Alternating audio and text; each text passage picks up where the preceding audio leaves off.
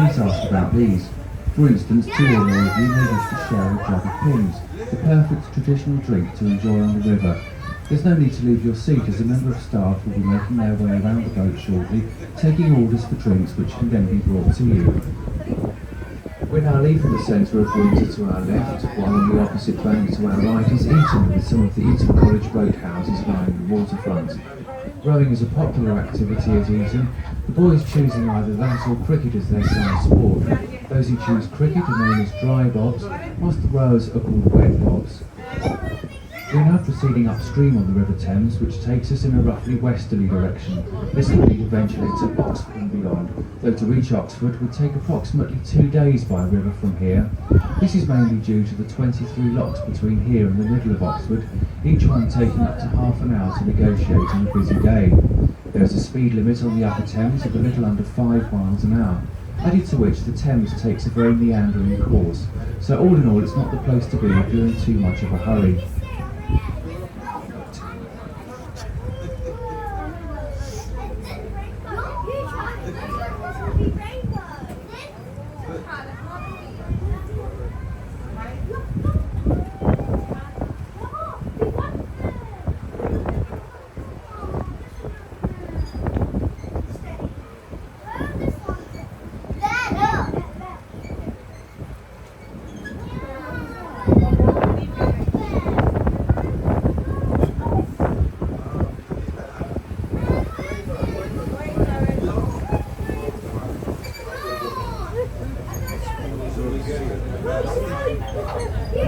To our left is Jacob's Island, formerly called Corporation Island. It was renamed after a well-known local councillor and boat builder called Arthur Jacobs. It was here that some of the largest wooden boats, almost twice the length of this one, were built in the now dismantled and long-forgotten boat houses and slipways of the Jacobs Yard. As we proceed past Proctor's Meadows to our right, some more of the Eton College buildings become visible, as do the spires of Eton College Chapel, which is built in an almost identical style to St George's Chapel in Windsor Castle. It's known as the perpendicular Gothic style of architecture. Eton College was founded in 1440 by King Henry VI, originally naming it the King's College of Our Lady of Eton beside Windsor. Incidentally, the college owns nearly all of the land on our right-hand side, from here to well beyond our turning point. They in fact own portions of land in many parts of the country, this being largely due to an outdated practice whereby parents of Eton boys used to donate land to the college in order to offset fees. Through the trees to our left shortly, we will see a full-size replica of a Hawker Hurricane fighter plane. This is a memorial to its designer, Sir Sidney Cam, whose former home stands a few hundred yards beyond. This plane bears the markings of one flown in the Battle of Britain by squadron leader John Grandy, who was Constable and Governor of Windsor Castle from 1978 to 1988. Sir Sidney Cam was a pupil of Royal Free School in Windsor. During this time, he designed and built model aeroplanes, which he then sold to the boys of Eton College. Whilst the Hurricane was his best-known aircraft, Cam also designed the Hunter in 1951, which in 1953 went on to break the world speed record of 727 miles per hour. Cam's final design was the Harrier, which remained in RAF service for 50 years until 2010, and it is still flown by the US Marines as the AV-8B. Ahead of us is the Windsor Railway Bridge, being one of several across the Thames designed by Isambard Kingdom Brunel, the famous Victorian engineer. The bridge was completed in 1849 for Queen Victoria, and it brought the Great Western Railway network right up to the front of Windsor Castle. The design of this bridge was unique in its day, as were many of Brunel's designs. This one because the 187-foot central span is not secured to the sides in any way. It simply rests there under its own weight on 6 bearings, allowing for expansion and contraction of the ironworks during temperature changes. This type of span is known as a bowstring arch, and the brick viaduct was constructed between 1861 and 1865, replacing the original wooden trestle structure. The arches were incorporated into the design to prevent floodwater from being trapped on the upstream side in the event of the Thames breaking its banks. It's also believed to be Brunel's oldest surviving structure still in continuous use, and was granted Grade II listed status in 1975.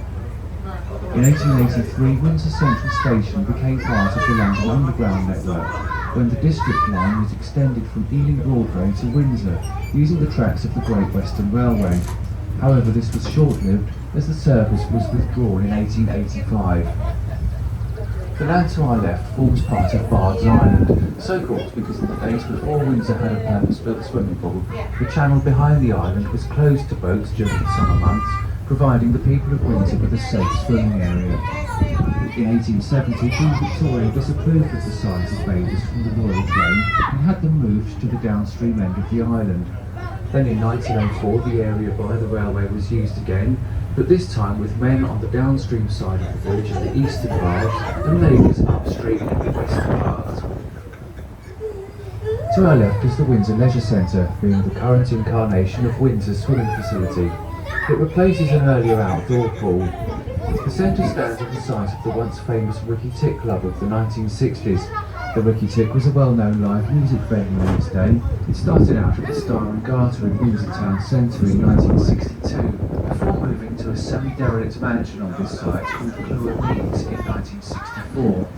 Many of today's major acts such as The Who, The Rolling Stones, Stevie Wonder and Pink Floyd made some of their early appearances here, and it was at the Ricky Tick that the previously unheard of Jimi Hendrix made his UK debut. We had this. The mural coming up on our right, stretching across the base of the bridge, was commissioned in 2012 as part of the London Olympic Games, as it is on what was known as the Windsor Games Walk, leading to Dorney Lake about 2 miles upstream. The venue hosted the rowing and the sprint events. Painted by London artist Cosmo Sarti, the mural depicts 16 faces representative of the young people of today.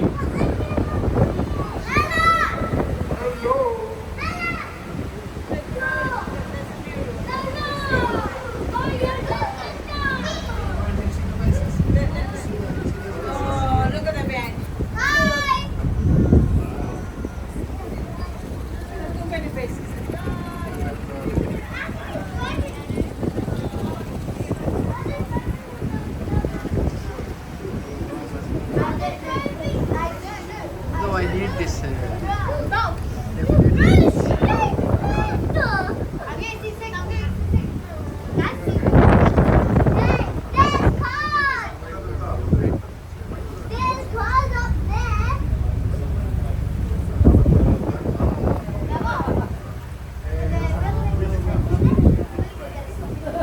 We're now passing Whitebilly's Island to our left. The name is misleading as it is in fact a plot of land forming the downstream end of a much larger island. This knowledge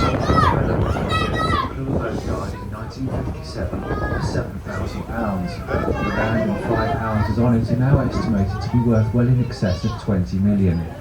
Past residents include the Australian singer and actress Natalie Imbruglia, who in fact called one of her albums Whitebilly's Island.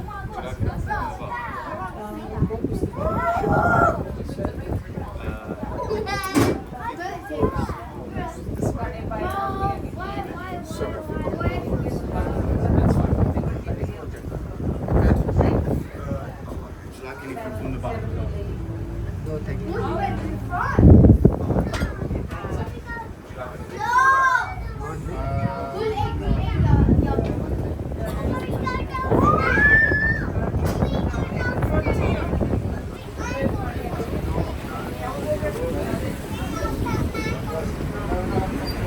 To our right, we're about to round the lot of points which form one of the sharpest bends on this part of the river. For this reason, there is a heavy iron post set into the ground near the end of the point. It's called a strapping or turning post and goes back to the days of horse-drawn barges. As the barges approach the point, the tow rope will be taken off the horse at a few turns made around the post. This would allow the barge to swing safely around the point under its own momentum in a pendulum-like motion. Had they not done this, the barge would have continued on in a straight line towards the opposite bank, probably pulling the unfortunate horse in behind it. Through the trees to our left is Windsor Racecourse. We will see more of this at various stages right up to our turnaround point. We're currently passing the area behind the grandstands. Racing began here at Windsor in 1866 and continues on to this day with regular Monday evening meetings and some weekends throughout the summer. You take a boat and go to Windsor. We don't have to London.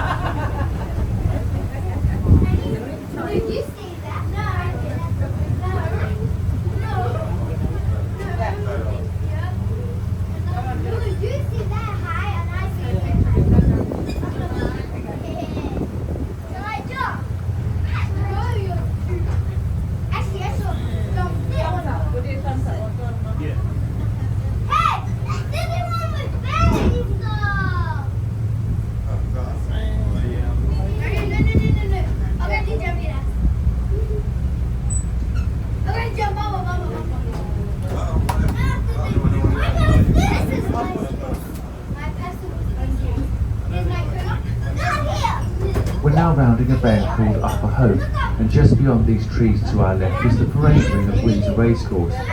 This course is unique in that it stands entirely on an island. It's called Rays Island, and it's in fact the largest on the Upper Thames, being about a mile long. The only Thames island longer than this one is Canvey Island on the Thames estuary beyond London. It's also one of only 2 figure-of-8 courses in our country, the track having been laid out in this way in order to fit the required length of track into the limited space offered by the island.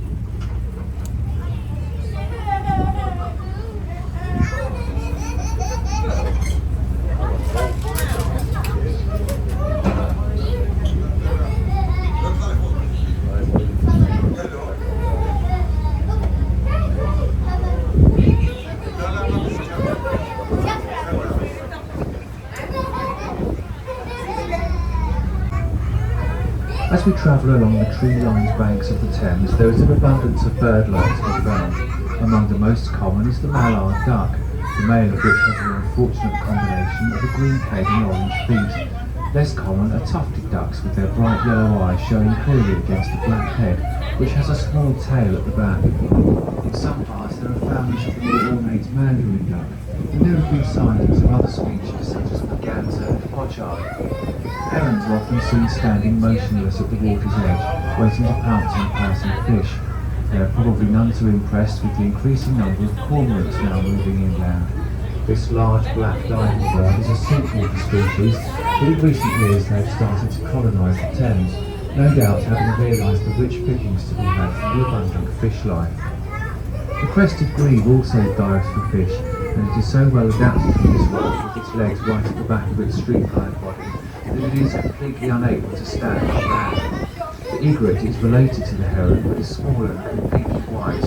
Although very rare, it has been sighted on this river. The kingfisher is another predatory bird.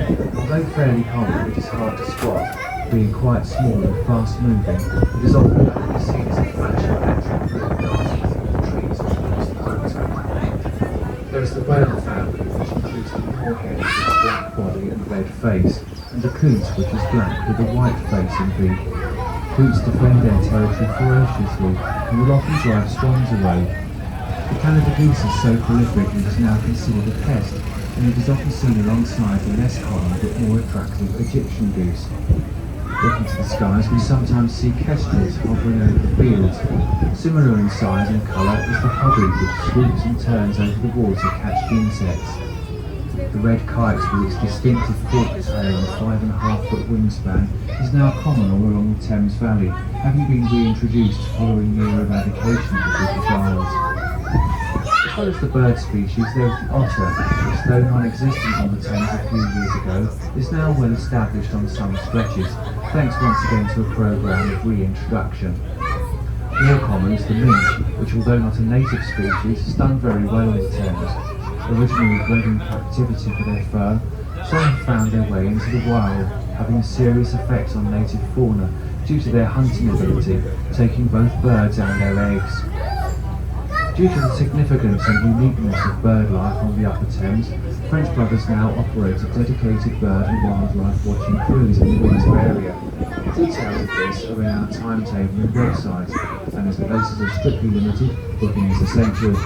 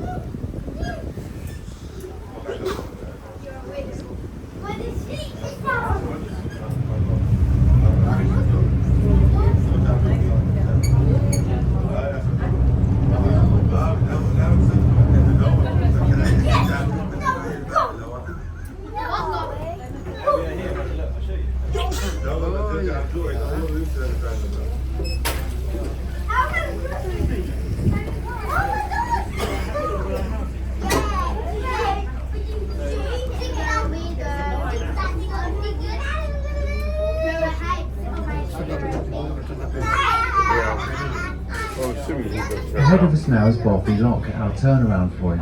The lock and rear are built around the island ahead of us, and the set of grey gates to the right is the entrance to the lock chamber, which allows boats to bypass the rear, making the change in level from one side to the other.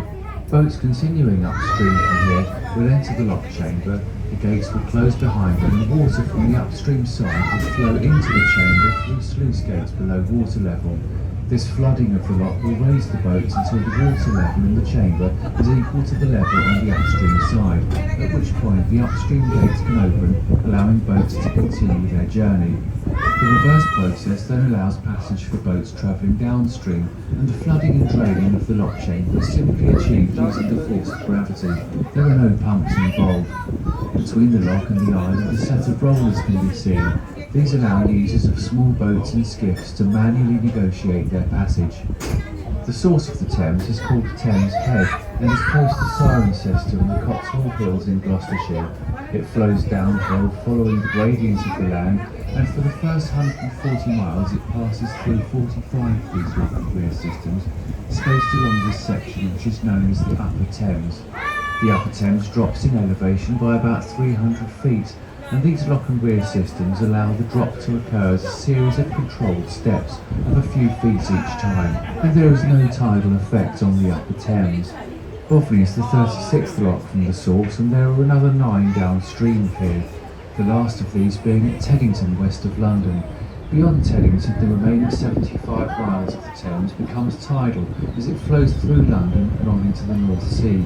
This gives a total length of 215 miles. The rear ahead of us is a bit like a dam spanning the main channel, and it is this which does the main job of controlling the flow and subsequently the level. The lockkeeper does this by raising or lowering the individual gates, usually in response to recent rainfall. Allowing faster flow during wet weather prevents a build-up in level which could lead to flooding, while in dry weather the rear gates are closed in, holding the water back but maintaining a safe depth for boats to navigate. Indeed, the lockkeepers maintain a chain of communication along the river, keeping the Upper Thames at a more or less constant level throughout the year. Towards the right-hand end of the rear is the salmon ladder, this being a narrow channel divided lengthways by a series of baffles which slow the water down and cause slight backflow, assisting the migrating salmon in their arduous journey to the source of the river. Salmon were successfully reintroduced to the Thames in 1982 after a long absence, and they have become firmly re-established since then. This is mainly due to the cleanliness of the water these days, the Thames in fact being now officially recognised as one of the world's cleanest metropolitan rivers, that is to say one which flows through major towns and cities. This was not always the case though. In the 1800s the river was so badly polluted that it was declared dead in the London area, and that no fish or bird life could survive in or around the water.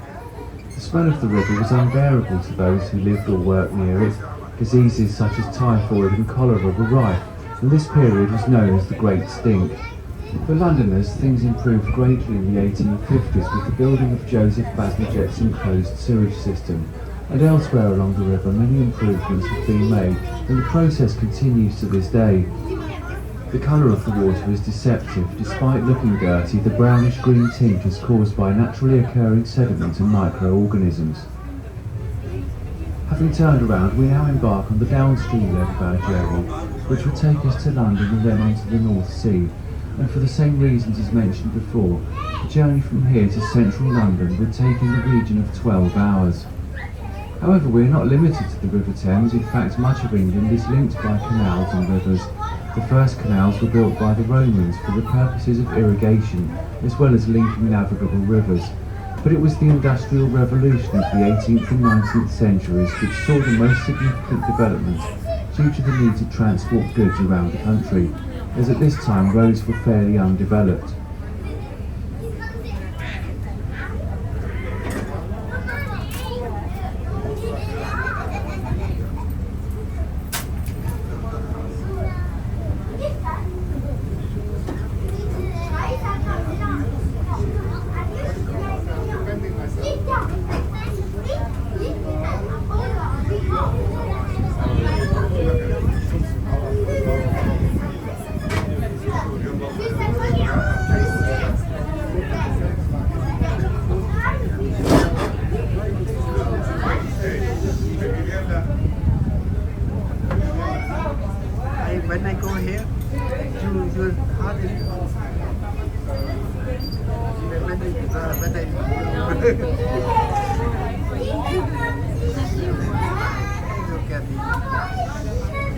Across the meadows to our left is the village of Eton Wick, being close to but entirely separate from Eton itself.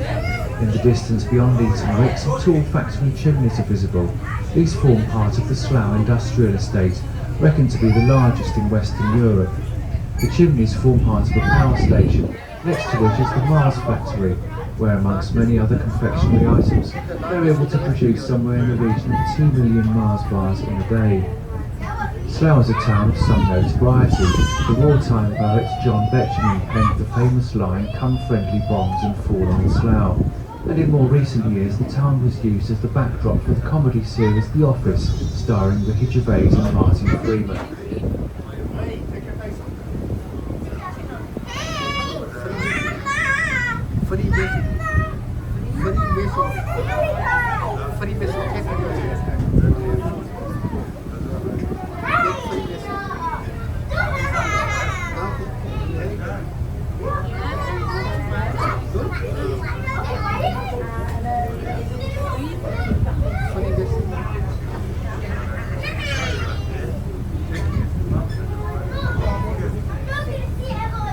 In the distance ahead of us is the western elevation of Eton College Chapel.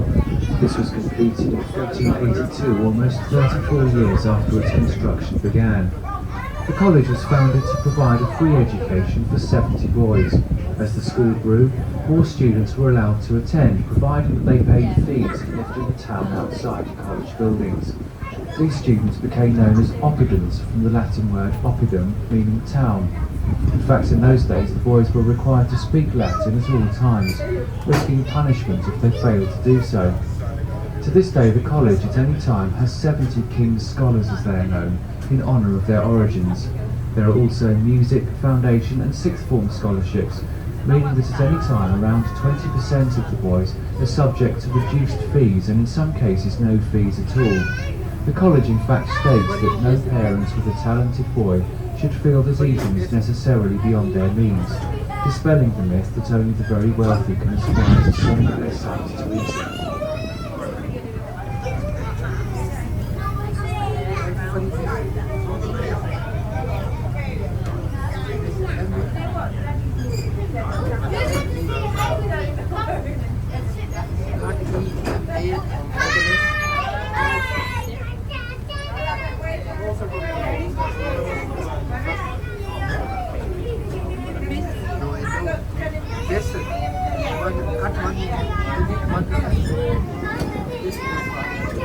The small wooden footbridge coming up on our left is Long Bridge, aptly nicknamed the Chinese Bridge due to the three arches which are reminiscent of the famous willow pottery pattern.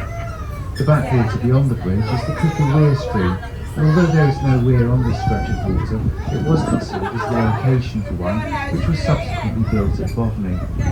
A little further along this stream is the headquarters of Swan Lifeline, one of several charities along the Thames which care for sick and injured swans. Swans on the Thames fall under three divisions of ownership, those being the Reigning Monarch and the city livery companies of Dyers and Bingley. This tradition goes back to the 12th century, when the Reigning Monarch held claim to all wild swans in the Thames, as in those days swans were a popular source of food for royalty. Then under a royal charter in the 15th century, the city livery companies were granted an equal share, and the ceremony of swan-upping began. This involved representatives of the two livery companies and the royal household rowing upriver, catching and marking all that year's signet in order to establish ownership. This annual event continues to this day in the third week of July. Originally the birds were marked by cutting marks into their beaks, but now a band is placed around the bird's leg bearing a serial number. Swan-upping serves as a census as it records numbers of swans, and the birds are also checked for weight and general condition. The swan's diet consists mainly of green vegetation, and it's for this reason that the branches of some of the willow trees appear to have been bottom to above water level.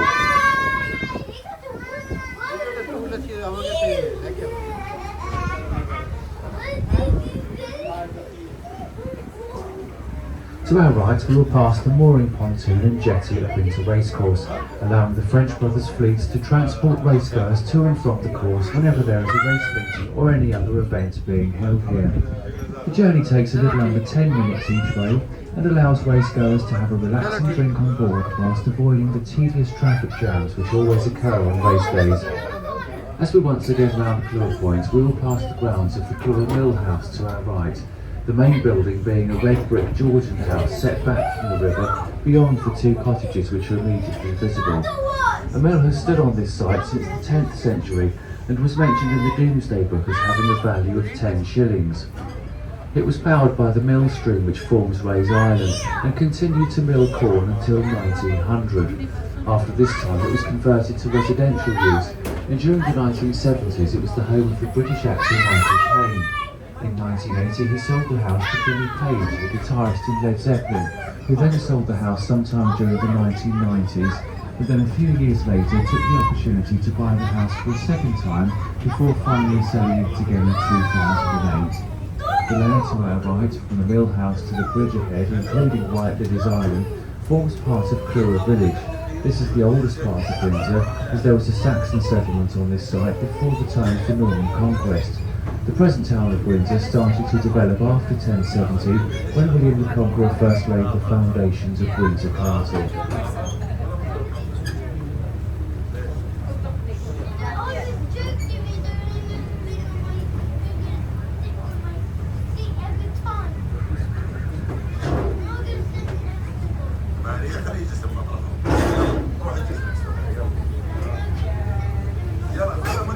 Miles off to the left.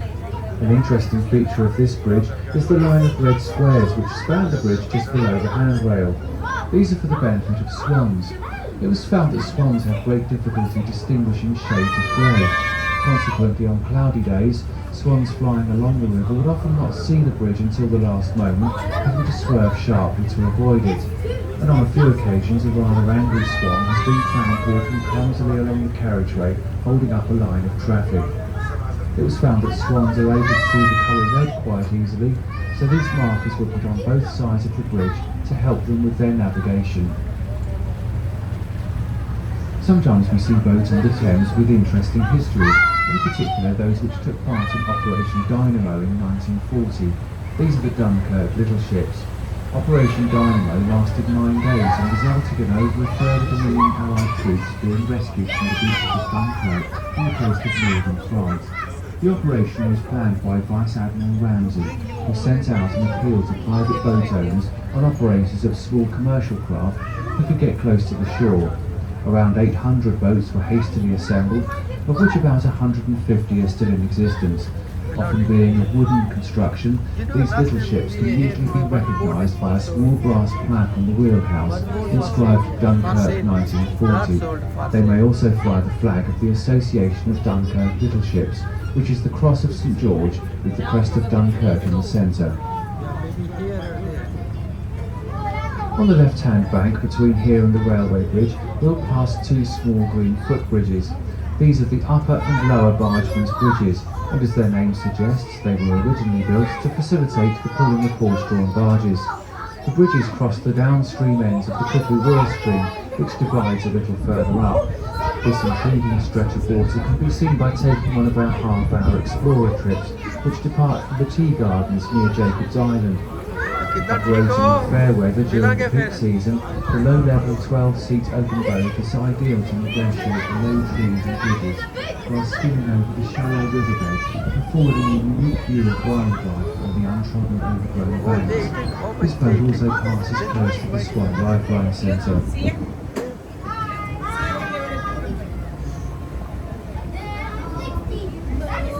On top of the round tower is the all-important flagstaff, where traditionally the reigning monarch will fly their own world standard when they're in residence at the castle, and when the monarch is not in residence, the Union flag is flown. As we approach the end of our trip, we see Windsor Bridge coming into view ahead. There is likely to have been a wooden crossing here in the 1100s following the construction of the castle. Records show that in 1242 permission was granted for oak trees to be felled in Windsor Forest for the construction of a new bridge between Windsor and Eton. This stood until 1819, when after damage and deterioration, a replacement was decided upon. The architect Sir Charles Hollis designed the bridge you see here today, using cast iron on buttresses of granite, and it was completed in 1824. The Windsor Court were abolished in 1898. In 1970, an underwater survey showed that the buttresses were becoming undermined by water erosion, and it was no longer safe to carry the weight of modern traffic, so it was pedestrianised. Fortunately, Queen Elizabeth Bridge had been opened 4 years earlier and was able to carry all road traffic heading north out of Windsor.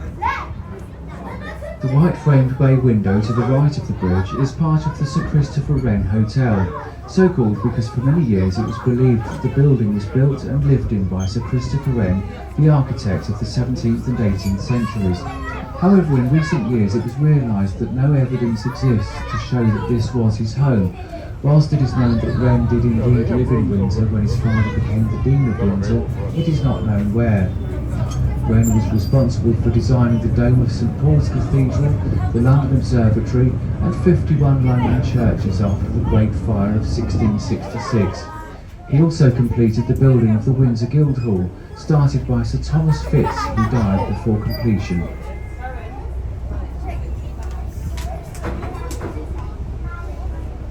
We're now nearing the end of our trip, and we would like to thank you for cruising with us today, and we hope you've had a pleasant time on the River Thames. Our boats are available day and evening for a range of trips, including private hire. Whether you're planning a birthday party, wedding reception or a company event, our boats can provide the perfect venue, and we operate all year round.